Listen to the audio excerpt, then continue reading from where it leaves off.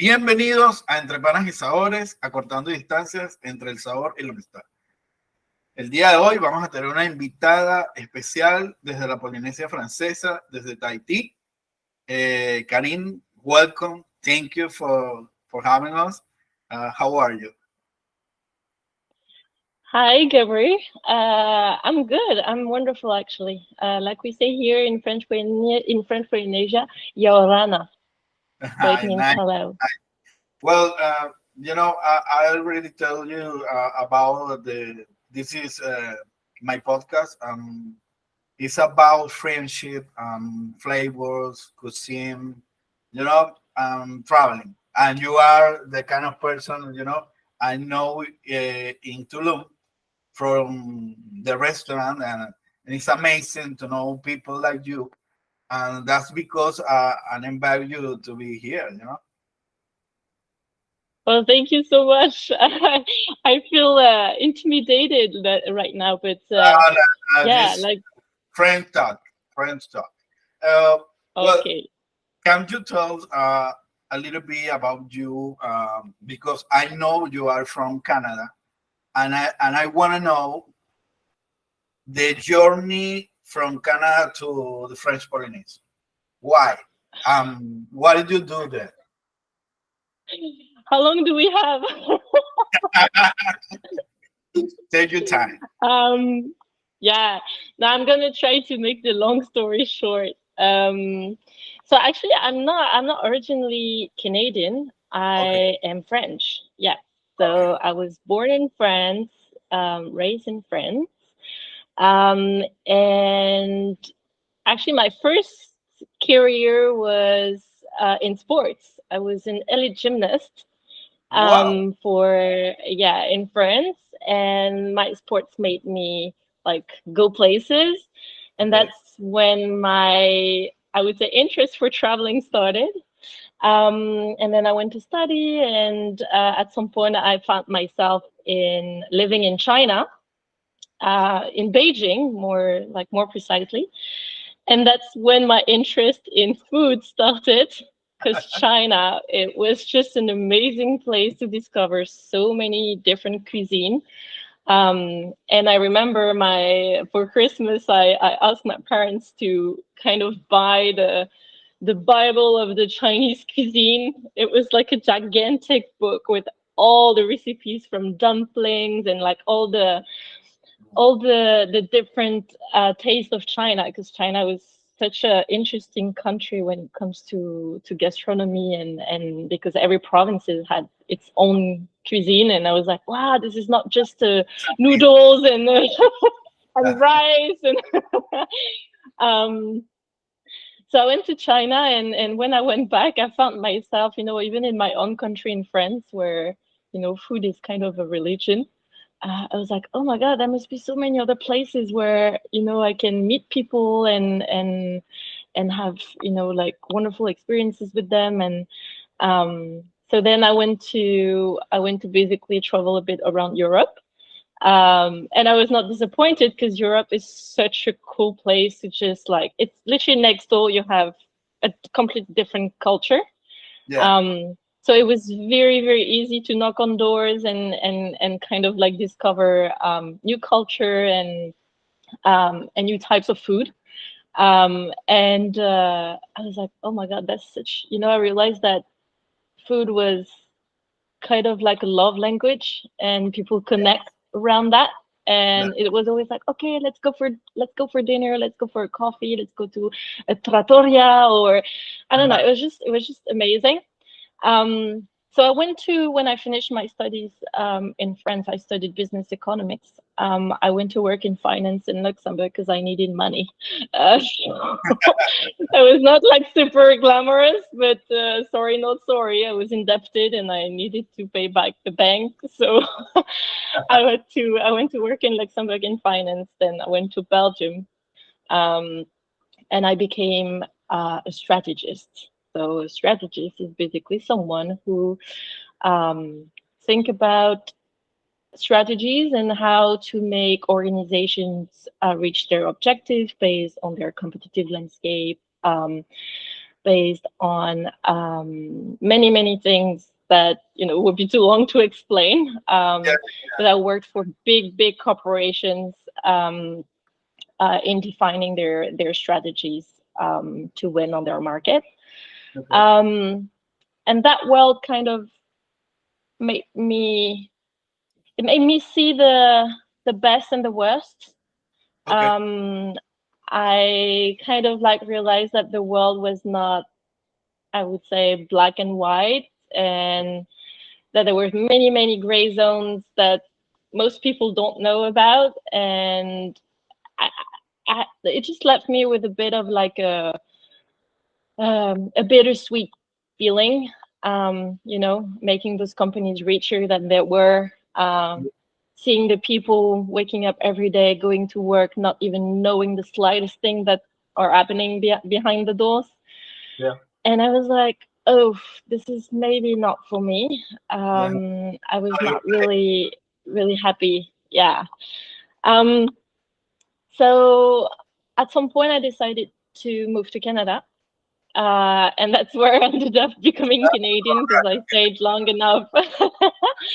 I stayed long enough in Canada. So I arrived in Toronto. And when I arrived in Toronto, I was jobless because I kind of quit everything, my job, and I arrived in Toronto. And I was like, okay, let's go.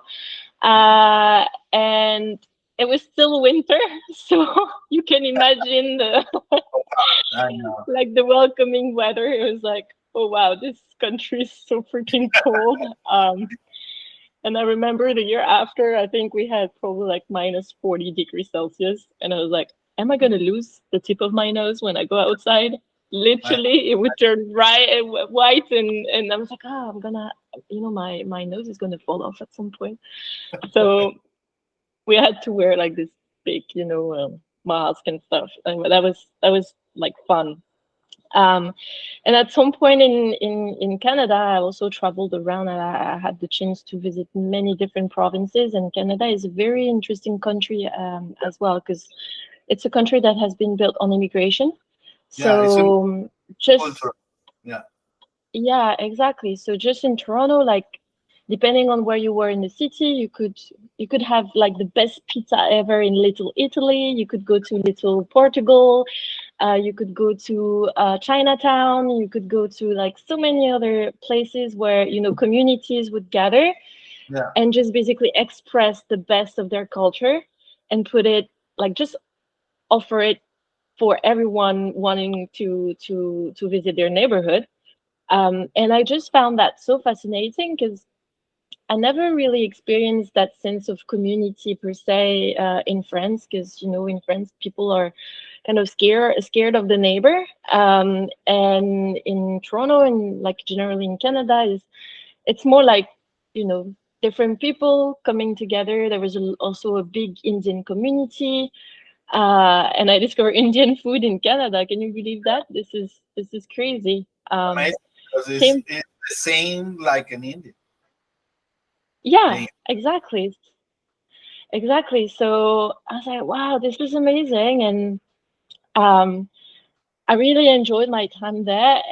But at some point, I was still in this like rigid corporate world, like with all those rules, and money is never enough. And I was like, okay, there must be something else. I need to meet people. I need to meet like genuine people.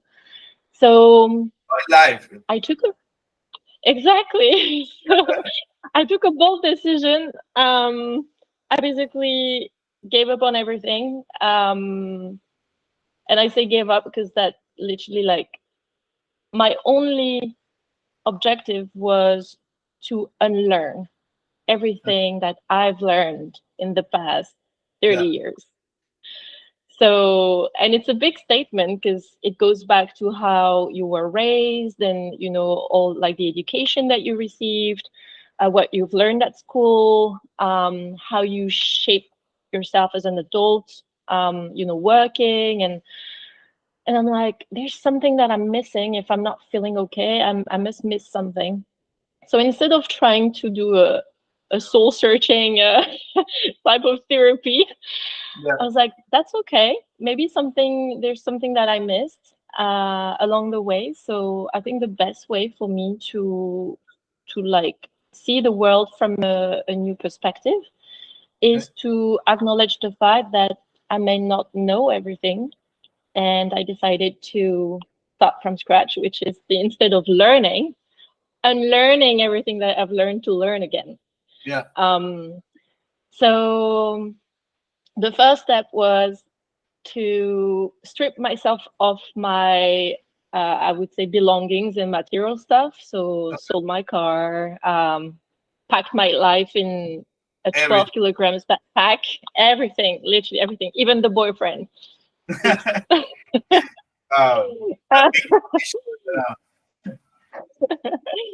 Yeah.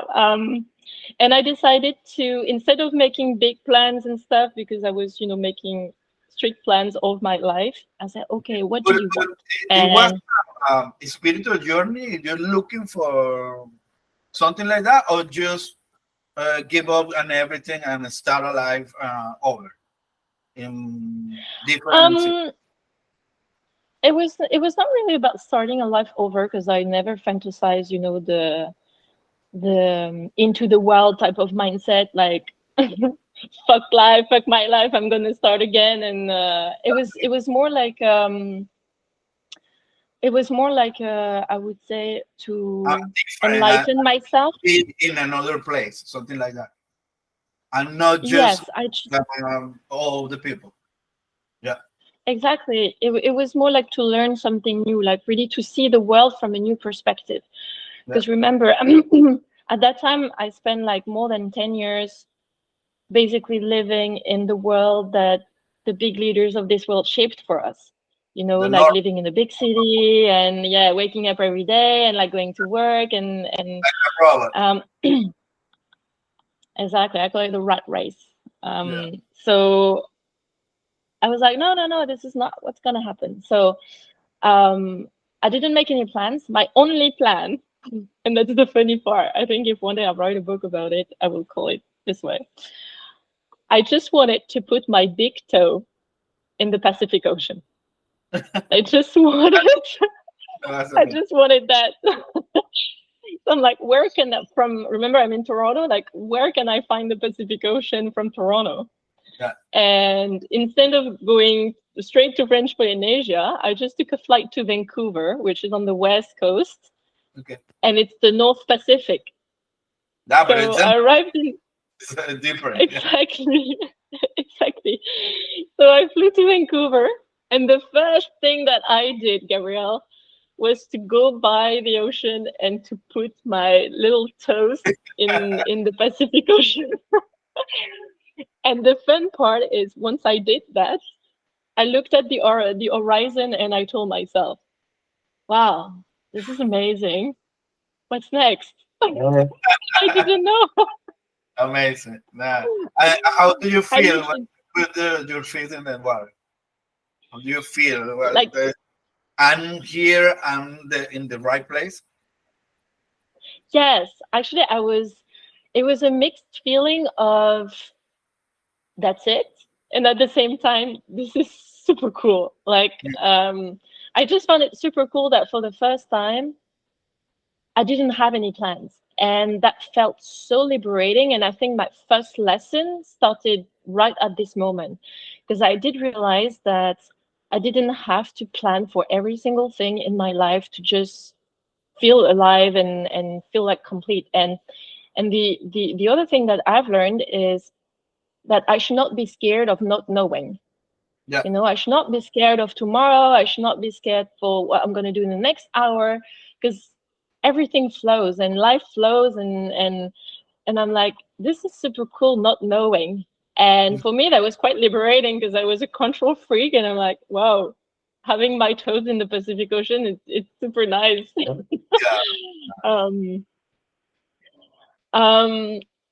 And then it was like something funny that happened. I wanted to go surfing. So what's next was like, oh, I want to go surfing. And then I looked at Vancouver and I'm like, damn, this is so freaking cold out there. I'm not gonna go. I don't want to surf with like a 7mm wetsuit. Where can I go? And I looked at the map and I'm like, where's the like a good longboard wave? And that's when I hit on Sayulita, Mexico. Okay. And that was my first time in Mexico. I took a flight in Sayulita. That's beautiful. It's Yeah. beautiful, and it was also on the Pacific coast. And I'm like, how amazing! I started from my big toe, and now I'm surfing a wave in Sayulita, Mexico, in the Pacific Ocean. Yeah. And I also had the best food experience there. And I'm like, how come? Like, you need to have like a Mexican food everywhere in the world. This is so freaking amazing. I just loved it. It's simple, it's tasty. It's like everybody can gather around that type of cuisine. This is, I don't know, I just found it so accessible and Yeah. yet so tasty and sophisticated. And I'm like, how come you can find that type of food in the basically in the middle of nowhere in a small village? And at the same time, I go to France and to those fancy restaurants with Michelin stars, and you leave disappointed sometimes. You I'm have like, wow. the course. Yeah. Yeah, and I mean, both are great and for different type of experiences, but I just found it like probably more aligned to what I am and more aligned to what I like. So that's the first time I fell in love with Mexican food, and I was like, was so cool also to experience it in Mexico.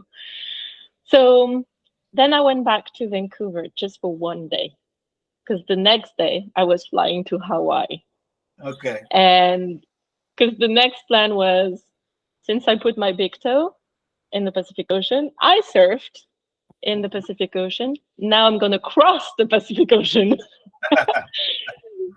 So it's funny though. So I looked at the map and like, okay, what's the next place in the Pacific Ocean? And it's only islands. And this is where I realized it's so big. And then I arrived in Hawaii. So Hawaii was such a cool experience. Remember, I packed my life in a 12 kilograms backpack. I arrived in Maui, I remember, in the middle of the night, and I only had a 900-gram tent. It was like a one-person tent, like a trekking tent, where you could fit like a mummy, like like I could not even like sit on it, like it was so small. And I arrived in the middle of the night, and it was super windy, and I couldn't see shit. It was like pitch black, and the only thing I could see was the moon. And I was in the middle, like right by the ocean, and I was trying to set up my camp and my tent, but I didn't have any experience. Wow. So I was like struggling in the middle of the night, and it started to rain, and like imagine I was like, oh, why did I do that? This is horrible. I'm not gonna be able to do it. Was like a nightmare. Yeah, it was truly a nightmare. That moment I was like, oh shit, like what am I doing here? I'm doing it. But it was funny because the next day I woke up with like the sounds of the waves, and I opened my tent. I got out, and the first thing that I saw was the ocean. And then I turn around and I see the mountains with a big rainbow because it's just rained. And I'm like, oh, life is so amazing. Wow. Yeah. And so I stayed a while in Hawaii, actually. And you have all that pictures in your mind, your heart. Yeah. Beautiful. It's a real journey. That's why you're here, because you have to tell your experience for the people. It's amazing. It's beautiful. It was truly like, but you know, at the time, I I'm not a person who fantasized the backpacking lifestyle and stuff. I really did it, remember, to kind of challenge myself and to unlearn everything. So I was not documenting anything. I was not on social media. I was barely on Instagram. And I still don't advertise it, just with my friends and like sharing memories and stuff. But when I was in Hawaii, something really struck me, and that was not kind of the best realization, Mhm. is I really wanted to meet locals. And talking with Hawaiian people, at some point I stayed with a Hawaiian family, and they were telling me about the struggle of keeping their culture alive, Yeah, and also the challenge that they had, kind of like resisting yeah, the US government, to keep their land, their yeah, family land. Because the US government kind of like took over a lot of land and properties in Hawaii, and those families were like, see, my family owned a primate forest, and there we cultivate our own fruits and vegetables and medicinal plants, and this is really important to us because in our culture we use nature yeah, as, our own medicine, and we use nature to feed ourselves, and they have a very close connection with nature. yeah, And they were basically telling me, yeah, but the US government wants to strip ourselves off that piece of land because it's worth a lot of money. yeah, And I'm like, what? I was so naive. Like you like if you ever imagine how naive I was, and I'm like, how is this even possible that today government still steal from indigenous people? And I'm like, how sad is it? And I started to talk and with them more, and I started to study the kind of the dynamic of the preservation of your native culture, indigenous culture. Um, and that was probably one of the biggest lesson of my trip, is that I did realize that even if you were in the middle of the Pacific Ocean, the big world out there, the big power, the big influence out there will still get to you and try to steal from you. and Yeah, that's what the big companies does. You know? It's exactly. So, and that's when you realize that basically the world is completely sick and broken, and that the rules of the game are completely rigged, and that the people who don't basically own that power, and let's not talk about the power of money in this world, um, they will have only their voice and their convictions and their values to fight against those big corporations and governments and stuff. So for the first time, I felt this sense of like injustice, and I'm like, wow, this is heavy. And I also looked at myself in the mirror, because for 10 years I worked for those people, yeah, for those big corporations and stuff, and I hated myself so bad. Um, but eventually, I thought, okay, you cannot change the past. So what can you do to make the present and the future better? So I looked at the map of the world again, and I saw these little scattered points in the South Pacific, and I was like, "What's this place?" mhm. And it was French Polynesia. Wow, amazing. So yeah, No, so I took. you say that you hate you hate yourself, but is your past is what you are in the present. You know, it's perfect. Everything is perfect in this life, and now you Yeah, are another person. You are happy. You are free. at I least, know you yeah, because I know you face to face. You try my food here in Mexico, and I know you are an amazing person because your energy is nice. You know, you have to I try. feel happy about that. No, for sure. But it's true, the feeling of just uh, like to be critical about yourself, Yeah, and the things that you believed in the past, and it's you have to embark on a very humble path to say, hey, maybe I thought I knew, but I didn't know shit. mhm, So And then you have to basically reprogram yourself and see the world with a different eye, and think more with your heart than with your brain. Because remember, I'm a strategist, so I use my brain every single day for my work.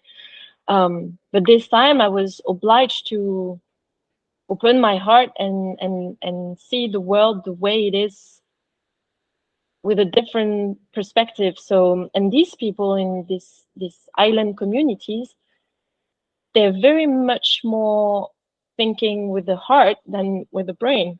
Yeah. Because they're connected with the land, with the sky, with the ocean, with any forms of life.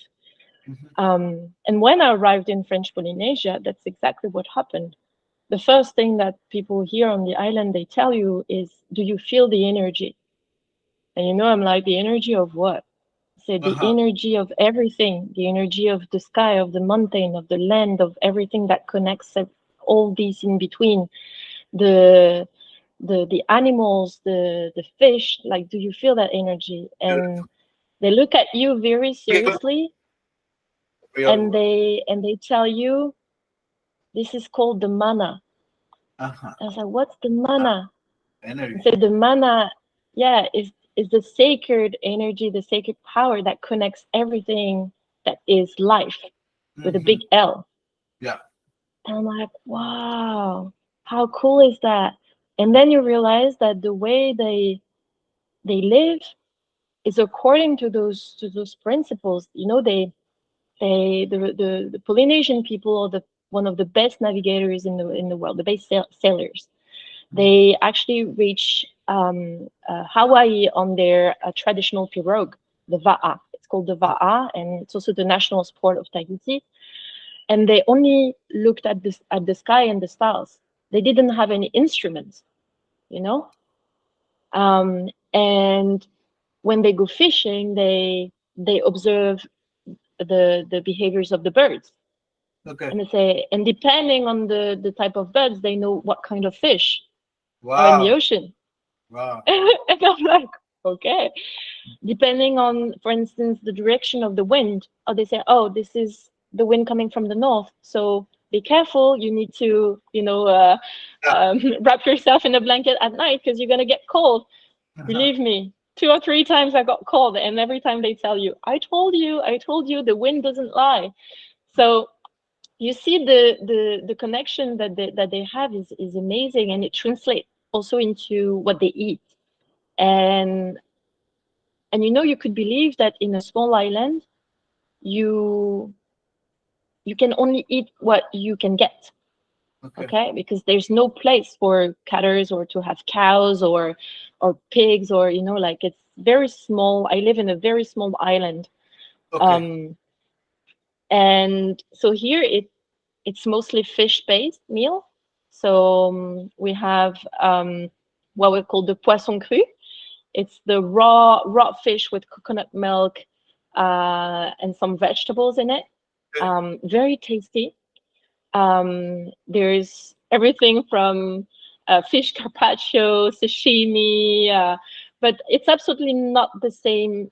It's not the same as like in Japan or the type. It's really like one main product, but you can turn it in so many different ways. Beautiful. So if you take tuna, so tuna here is like, you could almost catch a tuna with a hand. It's so full of tunas. Tuna is cooked in hundreds of different ways. It's crazy. And you love? Oh, I mean, I love. First of all, I love raw fish. I can tell you though that after a couple years, you fancy a little burger, but let's not go into that. But the food here is very special, because you're eating what has been grown on the island. So we have vegetables like taro, sweet potato.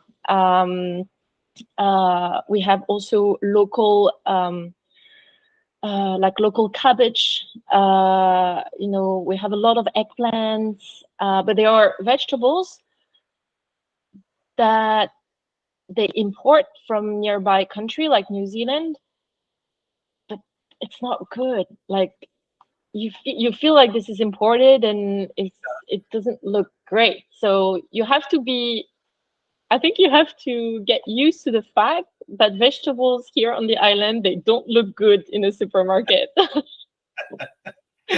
They're so Wow. ugly. They're like full of defects and stuff, but you don't care, right? Because this is just a Yeah. vegetable. But when you come from the US or in France, you know, everything in the supermarket looks perfect, Yeah. and they look perfect because they choose, they select the vegetables Yeah. they want to put in front of you. But here on the island, honestly, if you see an eggplant, I wish I had one to show you. It looks horrible, But it but it tastes has the well. same taste. It's fresh. Sorry. It has to be tasted very well. Very well. And Karim, No, for sure. I really see you in photos and histories, and you have a lot of friends there. And it's like a group science, something by marine biology, something like that. Yes. So when I went out right in French Polynesia, I started to work with a wonderful organization called Coral Gardeners, and Okay. this group exists to revolutionize ocean conservation and create a global movement to save the reef. Wow. So for yeah, and it's a very interesting project because it has been started by local surfers, local kids. At the Wow. time, the founder was 16 years old, and basically one day going surfing, they discovered that uh, the waves that they were basically surfing with the Okay. reef underneath, the reef was bleached white, Okay. and they're like, oh, but usually the reef is full of colors and like there's something wrong. And when they went back on land, they started to research and realized that the reef was white because it was dying. Okay. And that's when basically they created this project called Coral Gardeners. And what the project does is trying to preserve and restore the coral reefs in French Polynesia, and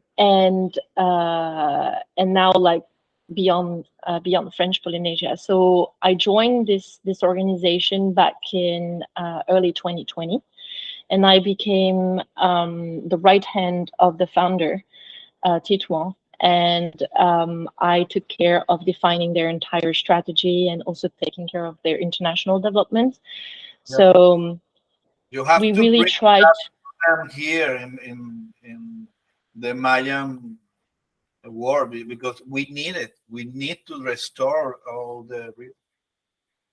Yes, and and yeah, you're absolutely right. The thing is, you know, people don't know that coral reefs are actually alive. And actually, a coral is an animal. I don't know if you know that, but a coral is an animal that Right. Yeah. lives. Yeah, and it lives like in a, we call it like a, let's call it a beautiful marriage or a symbiotic relationship with an algae called the zooxanthelle, and the animal part is called the polyp, and both live together. And the zooxanthella, the algae, gives the food to the Wow. coral. And when with climate change, the ocean warms up. Okay, it's like Wow. this effect. I didn't know that. Yeah, it warms up because the ocean actually absorbs half of the carbon dioxide from the atmosphere. And by doing so, it becomes, oh, oh my God, this thing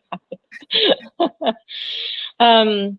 So the ocean is a carbon sink, so it absorbs carbon dioxide, and by doing so, it warms up. Okay. Um, and because it warms up, it creates in different parts of the globe hot pockets where the ocean, the water temperature in the ocean um, reaches level that stresses the corals. Oh And what my. happens for a coral is very simple. It's like a human being. When a coral is I would say, stressed by the fact that it's too hot, it gets like a fever, like a human being. You get sick, you know, you start having fever and you're hot, and the coral is the same, and it stresses under the heat. And what it does is the polyp, the animal part, would expel the algae that gives him food. Okay. So he says, hey, this is getting too crowded out there. I need you to leave. So then the marriage is broken, and then the algae leaves. And what happens to the coral is that it starves to death. Wow. So it's going to lack of food. And the first step of a dying coral is a coral that loses its color, because the algae gives the color through photosynthesis. But it's not necessarily dead at this point. We can still save it. Okay, and usually we can save it if the water temperature cools down. If it doesn't cool down, the bad algae in the water will stop, you know, attaching itself on the coral, and the coral will basically suffocate and will eventually turn brown and become rubbles in the ocean. So you see that global warming is not just, you know, when you know, when you live in a big country like the US or China or any country in Europe, you're like, oh yeah, climate change. Okay, we're gonna have more fires. True. Like, believe me, in Canada, it's a catastrophe every year. Yeah. We're gonna have more droughts. We're gonna have hotter summer. Yeah. No, actually, even in the middle of the Pacific Ocean, these island nations, they live the effects like strikingly. This is so sad to see, to the point where the nearby islands, like for instance the Kiribati, they are condemned. And few people actually know that. The Kiribati, they're a bunch of islands that, with the rise of the sea level, we know they're going to get flooded. And people of the Kiribati are already granted climate refugee visa to go to relocate to New Zealand or Australia. And we know these islands are condemned, and it's all because of climate change. So imagine if it happened in Mexico. Yeah. Like, it's like you know, disappear, something like that. Exactly. So, but because they're small, and because they're island nations, and because they're not powerful in the diplomatic chessboard, it's like, yeah, we cannot do anything for you guys anymore, so you're going to move elsewhere. Can you imagine? This is crazy. And you know, in French Polynesia, we have one of the most pristine reef in the world, and yet it's very threatened. So now we are starting, Coral Governors is starting to expand in different parts of the world. So in November, it's going to be in Fiji. That's the project I led to open in Fiji, and in different parts as well. So hopefully the message will spread that coral reefs are not just rocks that you can stand on or just do snorkeling. No, coral reefs are important because they're the first ecosystem that will likely disappear on Earth in our lifetime. I will still be alive when that ecosystem collapse. I hope not, but it could happen. And it's also the ecosystem that we need to preserve because it hosts a quarter of the world marine life. So, which gets me, Gabrielle, to your fish tacos. Wow, it's an amazing story. So, it's a big journey. If Gabrielle, we don't save coral reefs, there won't be any fish for you to make the best fish tacos in the world. And you know, the people have to know that all this, because the people have to be, you know, more conscious about everything, because we need fish. You know, you need fish. Yes. They need fish. Absolutely. And you know, it goes even beyond coral reefs, because when you look at the fishing practices, you know, I went to visit Thailand and Indonesia. Okay. There, you know, we were diving, and in some places we could still hear the use of dynamite fishing. Okay. You know, they put dynamite in the water, and they basically like there's a big Wow. explosion, and the fish like comes up to the Yeah. surface, and they just harvest the fish. But what it does is by doing so, by blowing up the ocean, it explodes as well the coral reefs. So Wow. everything like gets smashed, and then what you see when you dive is like just rubbles, just rocks, dead corals. So yes, I, they are able to fish. It's very efficient. You don't need to take care of a net or whatever. You bam, you just bomb everything, and then the fish comes up, and then the rest is left as a graveyard. It's a graveyard. It's so sad. yeah. It's a graveyard. It's like a dead zone. And and we know in Mexico and in the Caribbeans, you can find still like you can find in the ocean places where there's no oxygen. I don't know if you imagine, it's called a dead zone. Yeah. Okay, Yeah. it's like a zone of water where there's no oxygen, which means that there's no life in it. It's just Yeah. pockets of It's water, dead. but Mhm, dead, mhm. just liquid. And I'm like, wow, we're able to kill one of the most thriving ecosystem on earth, full of life. We're able to actually create zones where everything is dead.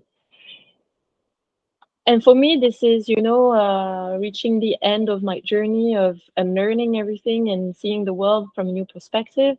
That hits me, that really hits me hard, because when I see how people here on the island live, Yeah. they live out of the ocean, they live out of the land.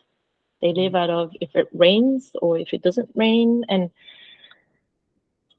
in our societies, we're so like, oh, if I'm hungry, I go to the supermarket, I buy my food, and then I'm okay. Yeah. But these people here, yes, of course we have supermarket and stuff. But my friends are still fishing. Yeah. Imagine if tomorrow they cannot do that. Where like what do? They import again everything, and no, like this is completely insane.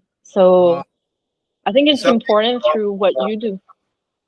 It's a Mm, big problem, and the people have to know about it, all this yes. because it's important. You know, it's preoccupant.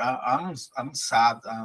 I'm hear you talking about all those things, and you know, I'm very worried about now. But you can, you know, in your position, you can change the game as well. You know, you're a chef, you're serving excellent food to people, and you know you how you select your product, how you source your product, knowing where they come from, how they were harvested, how they were grown. It's really something that like it starts with you as well, because you're manipulating products that come from nature, and whether it's a fish, whether it's vegetables, whether it's a fruit, whether it's a cereal. um I mean, there are beautiful stories that you can tell as well on through your restaurant and your food. But I think it's just not me because it has to be all the chef of the area. All the chef has to you know to sell uh, the fresh food, the fresh fish. Because if you buy the food in the big supermarket, you help to that. You know, you help to everything is gonna die. That's why I say the people have to know. The social media have to. We have to use the social media for a positive way. You know. Yeah. I mean, you're already doing it with your podcast, you know, but you're absolutely right. We need more people to be aware and to be conscious of their choices. You know, we always say, "Oh, change starts with me. I need to change this or that to start a revolution." Yes and It's- no, because so, the big ones out there, yeah, they will still pollute, and they will still be the ones that need to change first. Um, but at least you can demand change. yeah. And I feel like what you do, Gabrielle, with your food, and let's take it back to a light note. I want to just to tell you how I got into your restaurant in Tulum. When I went into Tulum, a friend of mine recommended your We place to have eat the best fish. in common, yeah, a Pedro. Exactly, Pedro, yes, and he recommended you to for me to eat the best fish tacos in the world. That's what he said, the best fish tacos in the world, Wow, for my birthday. So when I went to Tulum, it was for my birthday with my best friend that I haven't seen in 12 years. wow, That was really important to me. yeah. And during that day, we went to we went around Tulum visiting different places and stuff. And the last stop, I swear to God, my friends were like, Kirin, can you shut up, please? I was like, can we go to that place where I can eat the best fish tacos in the world? Uh, and because it was my birthday, they couldn't say no.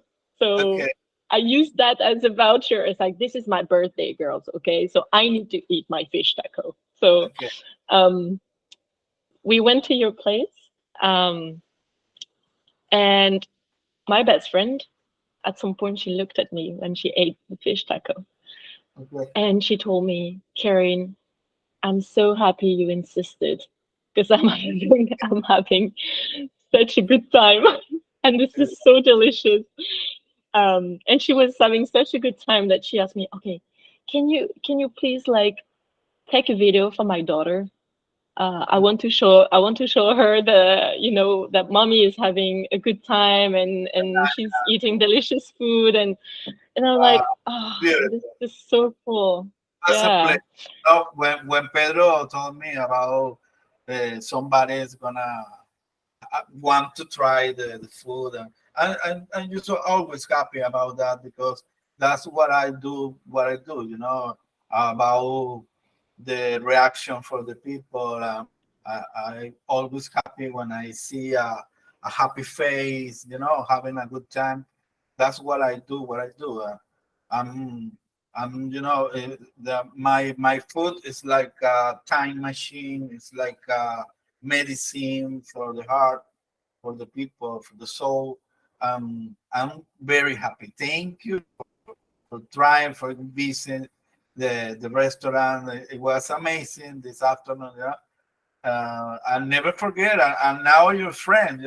My food give me more friends, and that's what I made this podcast because it's the name is Panas in Venezuela, and Spanish Panas is friends, and in between Panas and flavors, between friends and flavors. That's why. This is perfect, and I think this is so you, because I got the chance to chat a little with you, and your journey is so inspiring as well, and yeah, and I think again, like I think the circle is like Uh, kind of closed. Is food is where people meet and share experiences and become friends, and it was the highlight, honestly, of my trip, and I'm always super happy to see the uh, things that you do as well.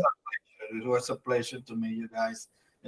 I have to practice Spanish because Pedro called me yesterday, and he wanna be in the podcast too.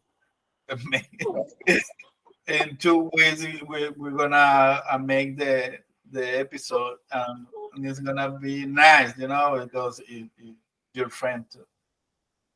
No, this is great, and yeah, like I understand Spanish. I think a whole podcast in Spanish for me could be a struggle, but I'm learning, and I'm learning fast. So next Wow, time I'll for sure will do it in Spanish. That's for perfect. sure. Me gustaría mucho.